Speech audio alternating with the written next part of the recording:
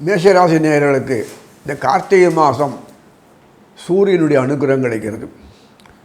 சூரியனோடு சேர்ந்து செவ்வாய் விச்சிகத்தில், சூரியனோட செவ்வாய், சூரியனோட புதன், சூரியனோட சுக்கிரன், மீண்டும் இவ்வளோ பேர் சேர்ந்து மறைவு ஸ்தானத்தில் உட்காந்து மறைவு ஸ்தானம் சம்பந்தப்பட்ட குருவினுடைய மறைவுஸ்தானம் அமர்ந்த குருவினுடைய பார்வை கிடைக்குது, சனீஸ்வரனின் பார்வை கிடைக்குது, சனியும் கிடைக்கிறது.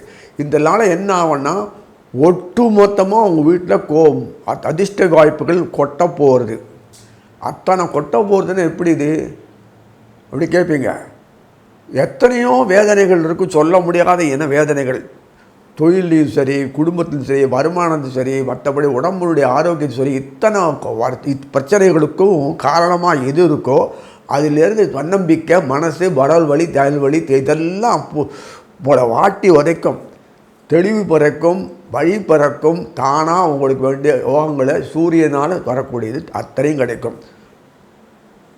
தரித்திரம் போயிடும், கொட்டும் பணம், செல்லும் வரும். இதெல்லாம் எப்படி வரும்னு கேட்காதீங்க. நீ வந்த உடனே பாருங்கள், சந்தோஷப்படுங்க, பிரார்த்தனை பண்ணுங்கள்.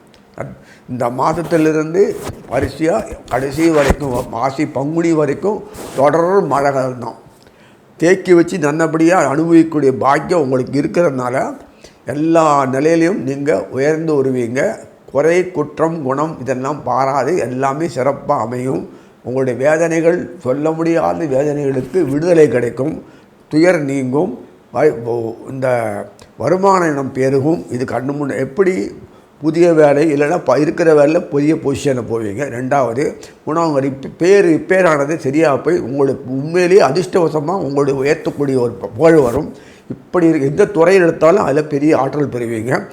இதுக்கு மேலே என்ன சொல்கிறது நான், உங்களை புகழணும் இல்லை, உங்களுடைய புகழ்ச்சிக்காராக்க வேண்டிய நிலைமைக்கு இந்த சூரியன் செவ்வாய், சூரியன் சுக்கிரன், சூரியன் புதன் எல்லாம் கொடுக்குறாங்கன்னு சொல்லி நீங்கள் அனுபவிக்கணும்னு பிரார்த்திக்கிறேன்.